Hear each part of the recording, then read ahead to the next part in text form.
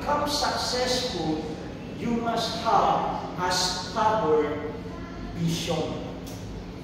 Ibig sabihin, makapal ang mukha mo sa iyong paniniwala.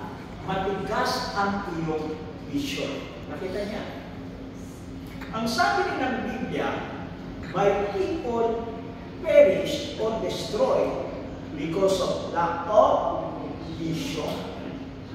Ang sabi rin sa Biblia, my people perish or destroy because of lack of knowledge.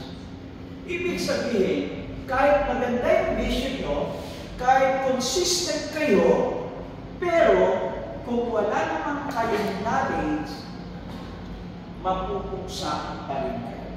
Clear kayo? Yes or no? Okay. Lagi kong sinasabi, I am not a poor man. I belong to the poorest of the poor. Sabihin, mas mahirap pa sa mahirap. Bakit? Ang lolo ko, basonero. Lola ko, Metro 8. Nanay tatay ko, Metro 8. Kami ng nanay ko, naging car wash boy, car wash girl siya. Naging pedicab-boy ako. Naging pagpag din kami. Ibig sabihin, kaya lang sosyal yung pagiging pagpag namin. Mula sa restaurant, pinagpag, niluto. Hindi ka tulad niya, mula sa kasunan, pinagpag, kinain natin ang taba. Tama? Yun yung pagpag din. Yun yung pagkakaiba. Now, my point is this. Kung gano'n ang buhay ko noon, kung wala akong vision, hindi ako tutungtong sa kinakatayuan ko. One, if you want to become successful within this company, first, you must have vision. Second, you must have knowledge. Thirdly, you must be consistent to your vision that you have acquired the proper knowledge.